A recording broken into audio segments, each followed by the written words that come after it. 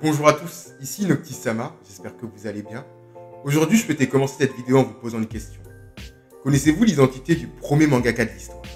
Alors, je vous demande ça, car il n'y a pas si longtemps, bien que je lisais et regardais pas mal de mangas, eh bien, si on m'avait posé la question, je pourrais sûrement donner quelque chose comme...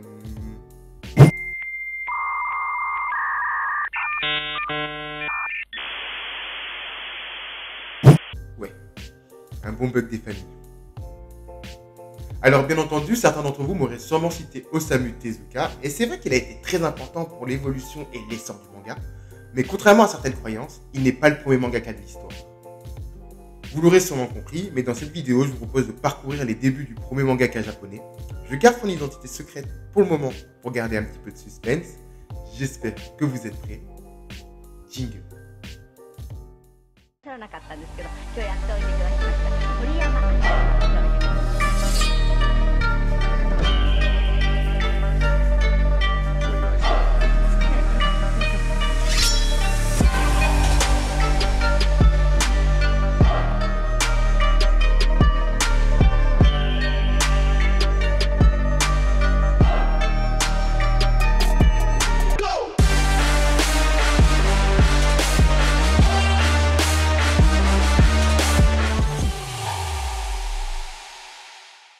Avant de vous parler du premier mangaka de l'histoire, laissez-moi vous parler des origines du manga. Ça va, lâche un place avant, non? Pas de panique, on y arrivera bien assez tôt. Mais pour vous donner quelques éléments de contexte, laissez-moi vous plonger au 8e siècle, au pays du soleil levant, afin de vous faire découvrir un art qu'on appelle l'emakimono.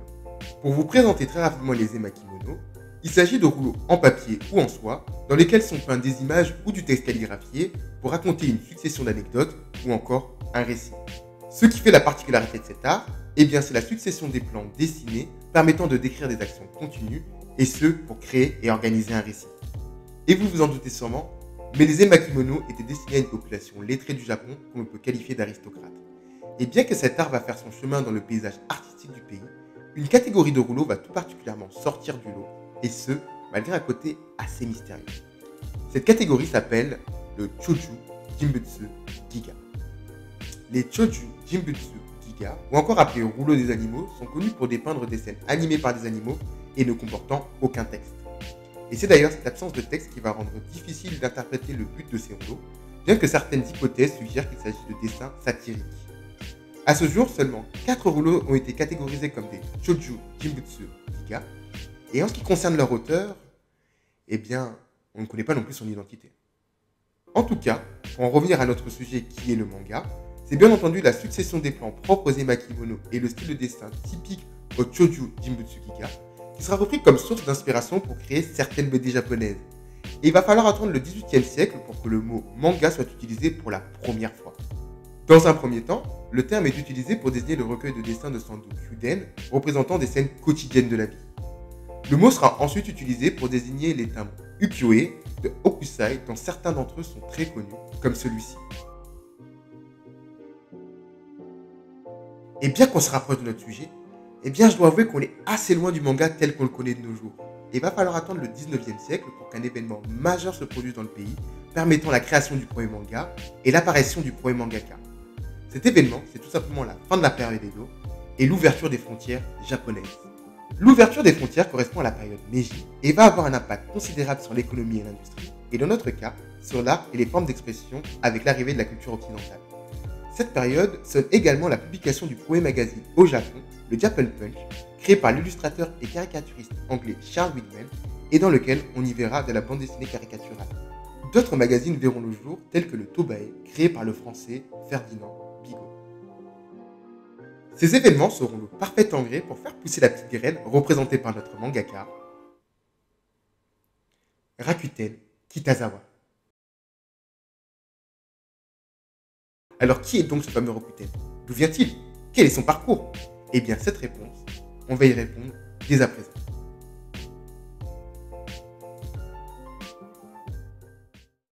Rakuten Kitazawa, de son vrai nom Yasushi Kitazawa, est un japonais né dans la préfecture de Saitama, située au nord de Tokyo. Dans sa jeunesse, Rakuten est décrit comme un garçon vif d'esprit, audacieux et possédant un don rare pour le dessin. Cependant, en grandissant, le jeune homme va très rapidement développer une vision incisive de la société japonaise. Quoi qu'il en soit, le jeune homme va décider d'entretenir son don pour le dessin et va se lancer dans un apprentissage des techniques de peinture et d'estampes ukiyo-e.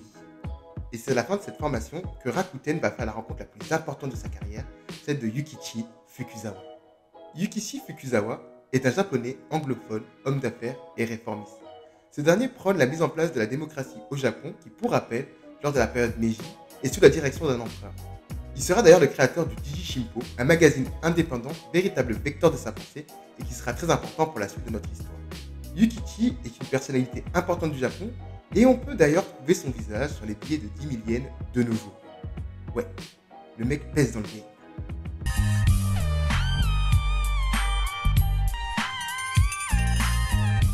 Quoi qu'il en soit, Yukichi va très rapidement devenir le mentor de Rakuten. Partageant la même vision de la société japonaise, le réformiste va inciter le jeune homme à s'orienter vers le dessin caricatural et à utiliser son art pour éveiller les consciences. C'est à ce moment précis que les deux hommes vont utiliser le terme manga pour désigner les futures productions de Rakuten. La première pierre est donc posée sur l'édifice. En attendant, Rakuten doit se former et pour ce faire, il rejoindra le Box of Curious, un magazine anglais mêlant business et humour sous la direction de Frank Arthur Lankivel pour apprendre l'art du cartoon. Rakuten Kitazawa restera au total 4 ans au Box of Curious avant de quitter le magazine. Son départ se fera quelques temps après son mentor Frank qui quittera le pays pour rejoindre les États-Unis pour travailler pour le magazine Puck. Rakuten justifiera son départ en expliquant qu'il manquait cruellement de liberté dans la réalisation de ses œuvres. Il souhaitait pouvoir exprimer librement sa vision de la société japonaise et c'est pour cette raison qu'il intégrera le Jiji Shimpo en 1899 sous la coupe de son mentor. Rakuten sera très rapidement mis sur le devant de la scène et c'est en 1982, malgré la mort de son mentor en 1981, qu'il proposera sa première BD dans une section intitulée le Jiji Manga. C'est également au même moment que Rakuten s'autoproclamera mangaka, ce qui donnera naissance au métier qui prendra toute la dimension que l'on connaît aujourd'hui. Et ce manga qui s'intitule, et je vais essayer de le dire correctement, Tagasoku Tomokube no Tokyo Kembutsu, met en scène deux Russes qui partent en excursion à Tokyo mais qui ignorent toute la culture moderne, ce qui va les amener à enchaîner les gaffes. Mais en ce qui concerne la BD de Rakuten, ce qui va complètement révolutionner le genre, c'est le fait qu'il va introduire des personnages récurrents dans une édition dominicale. Et cela va trouver un succès très rapidement auprès de la population japonaise, ce qui va lui permettre de proposer plusieurs œuvres comme Tenda Anekojo ou encore Mr. Dog and Dub. Pour Tenda Anekojo, il s'agit d'une œuvre qui met en scène pour la première fois en tant que protagoniste une fille que l'on peut qualifier de garçon manqué, ce qui influencera grandement les premiers mangas shoujo.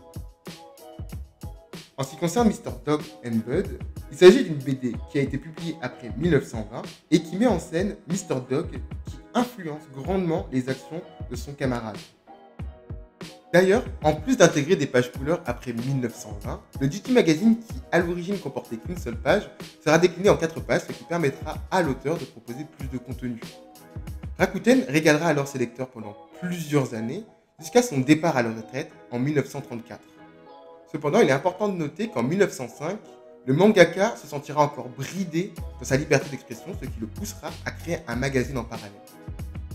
Ce magazine portera le nom de Tokyo Puck, ce qui s'inspirera du magazine américain satirique Puck et ce qui sera un véritable clin d'œil pour son ancien tuteur.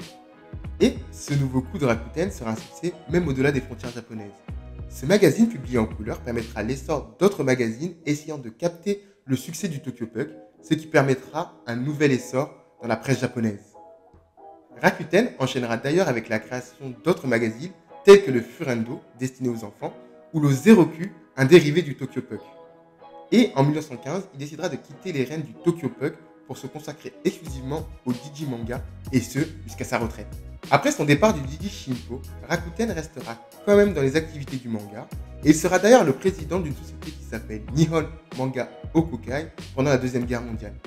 À ce moment-là, le contexte autour du manga est assez particulier, avec de la censure et de la propagande, mais ça, je pourrais vous le raconter dans une prochaine vidéo. Et c'est ainsi que se conclut cette vidéo. Alors j'ai pas mal vulgarisé pour pas que ça soit trop long et surtout pour pas vous assommer avec trop de faits historiques et politiques. J'ai également laissé certains faits de côté tels que la Légion d'honneur que Rakuten a pu obtenir lorsqu'il était à Paris. J'espère que ça vous aura plu et surtout j'espère que je n'ai pas trop écorché les noms japonais. En tout cas si c'est le cas, n'hésitez pas à liker, à commenter, Alors j'hésite à faire une vidéo sur Osamu Tezuka. Alors peut-être pas tout de suite, mais en tout cas si ça vous intéresse, n'hésitez pas à le mettre en commentaire. Et surtout à vous abonner à la chaîne pour pouvoir la soutenir et rejoindre la communauté. C'était Noctis Sama, merci de m'avoir écouté.